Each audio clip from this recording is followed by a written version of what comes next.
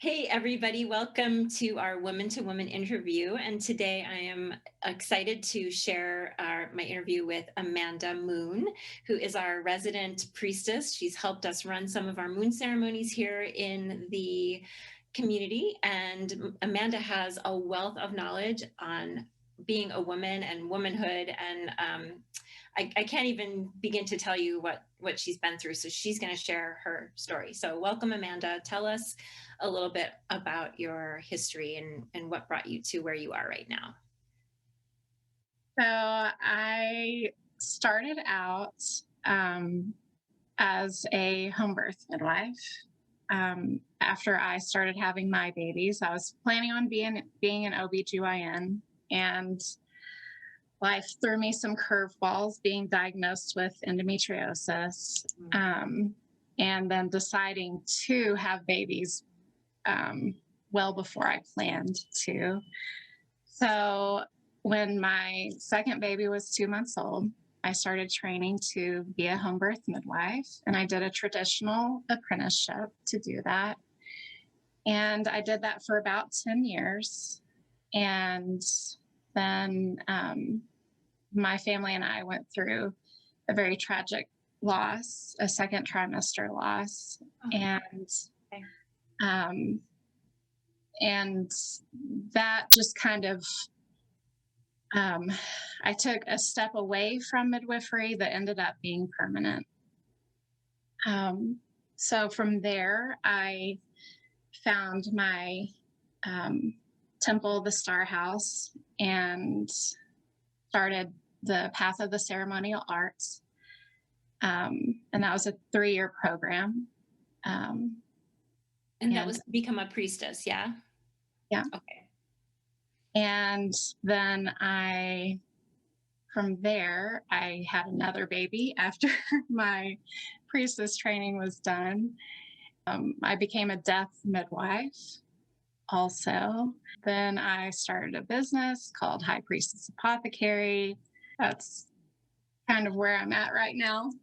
Okay. Well, so this is all really interesting stuff. So you went from being a midwife, where you're bringing in babies into the world, right? And then you experienced your own tragedy where you had a loss of a baby. And so did that somehow it probably made it too painful for you to go ahead and continue doing that? So talk Yeah. about, like, tell me how the transition, like, what is a death midwife and what does that entail? And, like, just how talk me through that process a little bit, because I think that's really fascinating. I know that there are probably a lot of women that are listening to this that could really benefit from the wisdom around it. Well, I look at it um, as two ends of the same spectrum, and birth and death are really um, the same process, just turned inside out. Mm-hmm. And so it was another calling. Mm-hmm. And what that looks like for me. So death midwifery itself, you are holding space for someone who is dying, basically. Mm-hmm. Um, just like as a birth midwife, you are holding space for someone who is giving birth. It really is the bookend of Sure. that process. And for me personally, I have a real heart for helping families who are going through miscarriage and stillbirth, um, because of my experiences with those processes. And um, really, it has looked a lot like sometimes it's being a grief midwife and just walking with friends and family who are going through a major loss and they haven't been through that process of deep grieving, just holding space for them and assuring them that they will eventually come through on the other side of it, changed, but whole. So tell me about shadow work. Prior to my priestess training, I called myself a light worker and considered myself to be um, a light worker, and uh, I could navigate the light very easily and call that in and hold that. Hmm. Um, but the shadow, what I discovered is that's really where the magic is. And being able to embrace those parts of ourselves that um, that are bound up in shame and just in all of those parts that we want to hide away, that we want to literally keep in the dark. And the thing about it is, when we can fully integrate those pieces of ourselves, um, we find that there are gifts in those parts of ourselves that maybe we're not so proud of. Right. Yeah. So it's the negative talk, the naysayer, the negative talk, or the, like, the thing that tells you, like, no, like, not just no, but like, yeah, I understand. I think I understand that side. So you kind Those of parts of entertain it. it's those parts of ourselves that we don't want anyone else to see, you know? Yeah. Um, and the thing about it is, you realize through the process of shadow work that everyone has those pieces, Absolutely. and and that it's what makes us human, and Hmm. it's what embracing that is really what allows us to be our authentic selves. Yeah.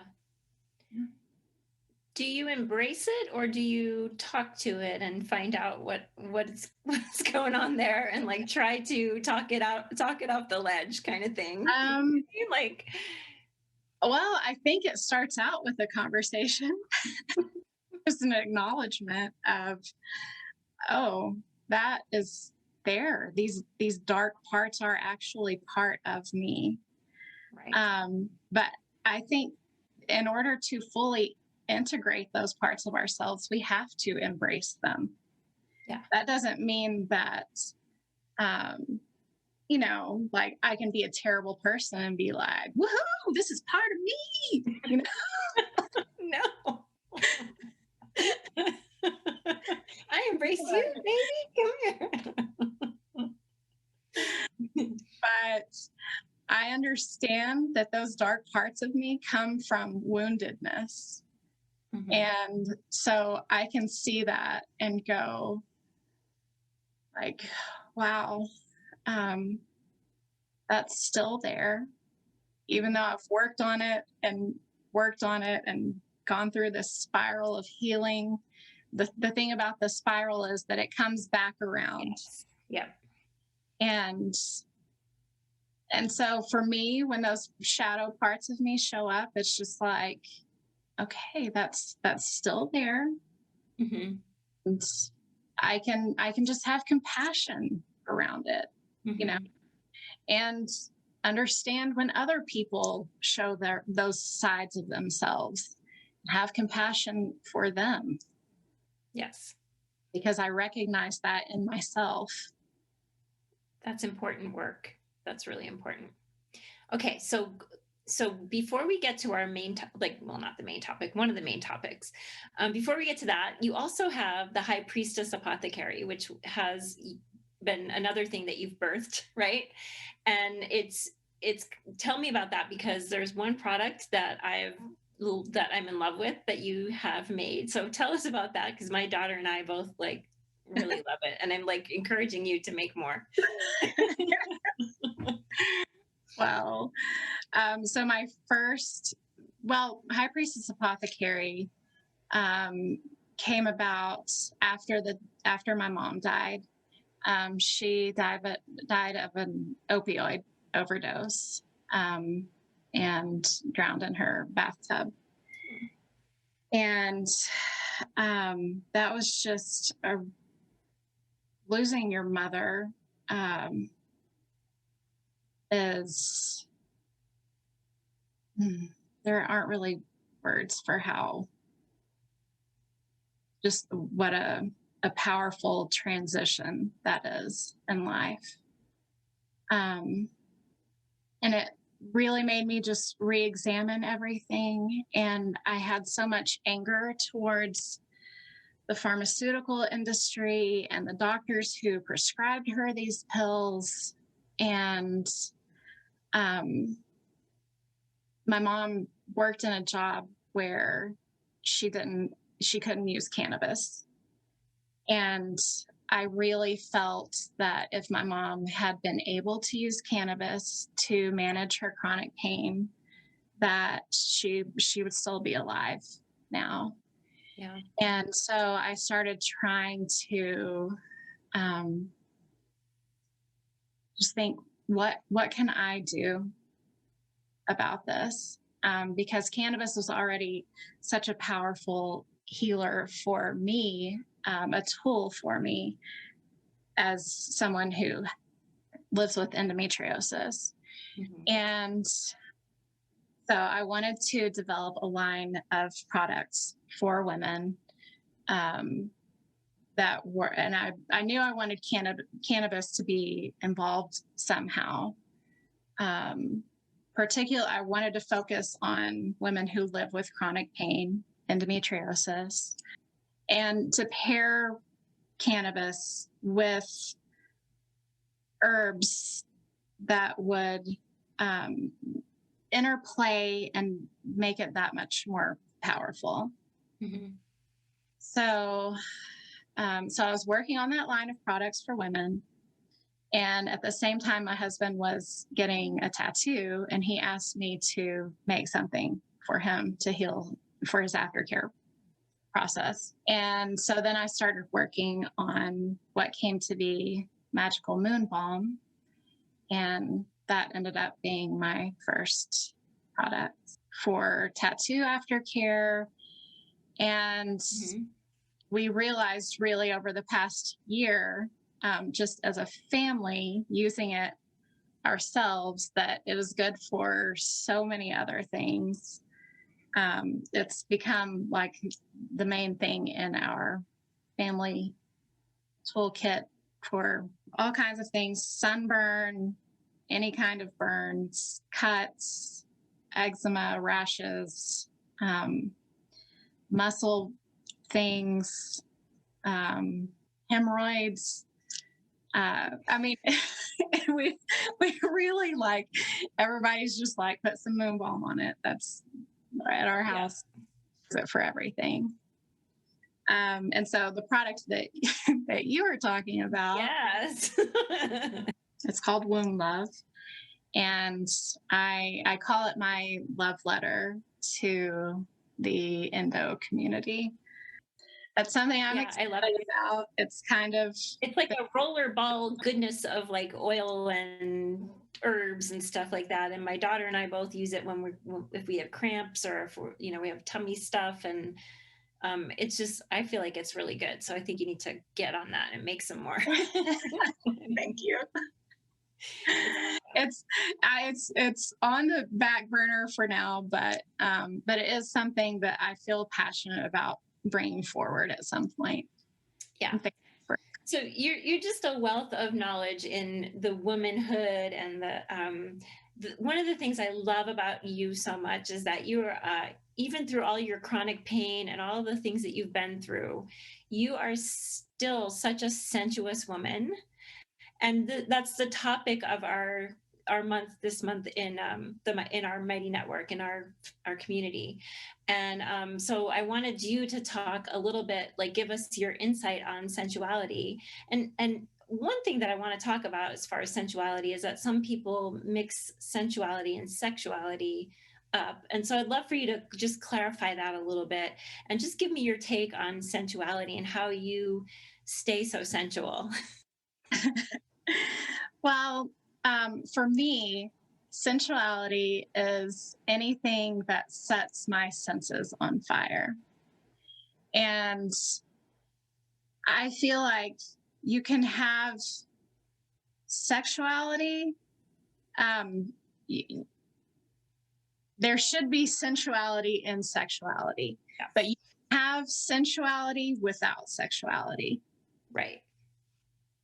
For me, that's kind of how I make the distinction. Right. Yeah. Yeah, that makes perfect sense. So give us a little insight into how you stay sensual and any tips or tricks. 'Cause I know like a lot of times when I'm working with my clients that have endo or that have chronic, especially pelvic pain, or have had scar tissue or issues in the pelvic floor, they often feel disconnected from that area, and it's hard for them to feel sensual and sexual. And so a lot of times I, try to help them, reignite that sensuality. And so especially, coming from someone like you who's had chronic issues, um, just a little insight in how to wake up your sensuality a little bit so you can feel better. I think for me, making sensuality into part of my ritual and self care has really helped me um, be more sensual. I have so many practices that I do every day or nearly every day. Um, I One of those things is I start out um, after I get out of the shower or bath. I have a particular lotion, a light lotion, and a body oil that I combine. And then I make applying that into a ritual. So I am just like, as I'm rubbing it into my skin, I'm just maybe looking at my tattoos and thinking about the intention behind each one of them, and loving my arms for all the babies that they've held, and just thinking about like just beautiful. I just try to bring beauty into what I'm doing, and to honor my body because she's been through so much. Yes. And I'm just loving myself as I'm touching myself. Mm-hmm. And it's not sexual. It's just like I am touching myself all over my body and it feels so good. And sometimes I have on music and I'm dancing while I'm Oh, I love it. lotion on. And yeah, I build these practices into my life so that I'm doing these things throughout the day, Mm-hmm. just to help me stay in my body. Because as someone who has lived with chronic pain, it's very easy for me to check out. Mm-hmm. And when I'm doing things like that, when I'm touching my own body, or I'm putting on music while I'm doing my makeup and dancing, it keeps me in my body, That's awesome. You're also incorporating a lot of the senses. So like touch and, if you're listening to music, hearing, Mm-hmm. visually, you're looking at your body, right? And so I'm sure your lotion probably smells really good. Oh, it smells really good. Yeah. Right. So the only other thing would be taste, right? That you could put into, the five senses, right? So you kind of want to incorporate all of those things. And I think that's a really beautiful thing. And I think that I'm going to try it because a lot of times, you're getting ready for the day. You're like, oh, I'm just always in a hurry. And you're just kind of like doing things without intention. And so you're like bringing some intention to that sensuality. And I love that. I think that's really an amazing practice to be involved in. And that can help you to feel better about yourself because you're talking to your body and you're telling it good things. And so, yeah, I love that. I think I'm going to give that a try. Yeah. And you can do it with anything you're doing. That's the thing. It's just putting intention and focus on. Yeah. Sometimes when I'm brushing my teeth, I'm just like, oh, I'm so grateful to my teeth for chewing. I mean, it sounds kind of like, it can feel a little bit ridiculous, like, because you brush your teeth several times a day, but sometimes I just stop and go like, oh my gosh, I'm so glad I still have all of my teeth and they're healthy. And like, that's it. It's a gift, like, and just, Absolutely. yeah. And brushing my hair. I went through a period.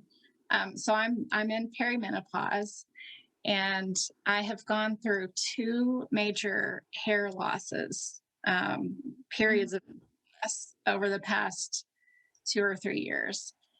And it was traumatic.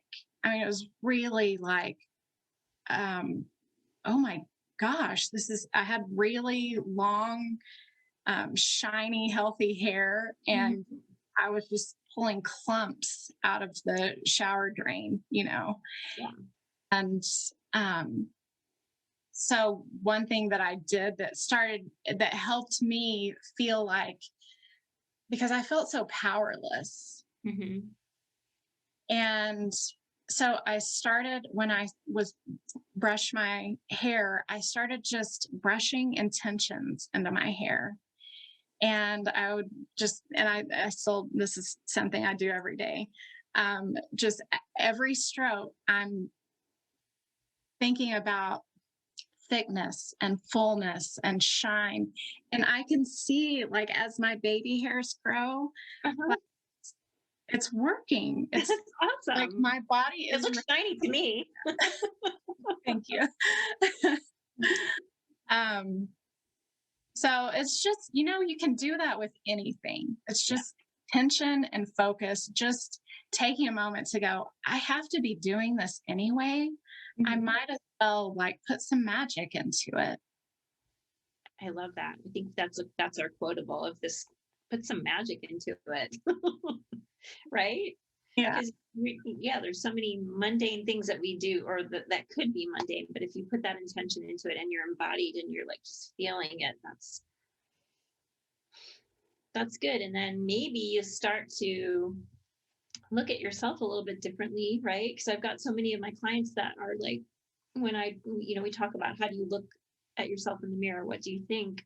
And I'm just so astounded at there's so much negativity when we look at ourselves in the mirror. And that's, unfortunately, our society has made us feel bad about ourselves if we're not, supermodels. And it's not right. And we need to really look and see the beauty, and bring the beauty in. If you can't see it right away, you have to make that intention. Yeah. Yeah. Focus on the things that you do like about yourself and really like find a way to nurture that aspect. And then, maybe you can just start to expand that a little bit. And yeah. Yeah, it makes me really, really sad, that so many women, and I mean, listen, And I they're still, done. I still struggle. I'm not, Yeah. I'm not, I'm not here. Someone like, I'm totally healed. No, Yeah. I am still. I tell you all the time, I'm a mess. you know, because You're a like, beautiful mess. thank you. Um, this is something that I have to keep on working on. I have to keep practicing, in order to keep myself in a good place, or to pull myself back to a good place if I slide into a darker place. Absolutely. I agree. I'm there 100%. There's some days when I'm like, I don't feel it, but it's constant battle and work. You have to keep doing the intention work and all that, and the shadow work, right? Yeah. Yeah. So if people want to find you, they can find you at highpriestessapothecary.com. Is that true? That's my website. Okay. Yeah. And you can reach out to her in the group as well, right? Yep. Yeah. Any other words of wisdom before we end our session? Oh man. I think like um, you know, baby steps. If someone is really struggling with in particular, like if someone is struggling with pain and loving themselves, because learning to love your body when your body is in pain is really difficult. It's really difficult. Um, so I think just being gentle with yourself. I tell women that all the time. Be gentle with yourself. And every time I tell someone else, it's a reminder to me to be gentle with myself. Um, so just taking it, one step at a time and learning to embrace your body. Um, I really have come to see endometriosis in a different light as I have done all of this work. And I realized that the gift that it has presented to me is that I have experienced such depths of pain. Um, but I have also been able to experience such blissful amounts of pleasure that I don't really even have words for it. And I think those are two sides of the same coin and they're connected. And I want women to to just really to know that pleasure is possible even if you have pain. It takes a lot of work, and um and it's not an easy thing, but it is possible. Yes. Yeah. Thank you. That's very profound. It's interesting because sometimes I'll touch someone and they'll laugh, and I always tell them that that's when I touch you, that's not a normal response for you to laugh. So that's like pleasure and pain are very, the laughter and the pain response are very similar. So in the nervous system. So yes, they are very closely knit, and yes, giving people hope that they can have pleasure even though there's pain is a very important message. So thank you for sharing your journey, your amazing journey. I could talk for hours with you because you've been through so much and you know so much, and it's just amazing, your wealth of knowledge. So Well, I'm so grateful to you, Michelle, and the work that I have done with you. And so I think what you do for women is so amazing. Um, Having been on the receiving end of that, you are magic. What you do is magical and so powerful. thank you.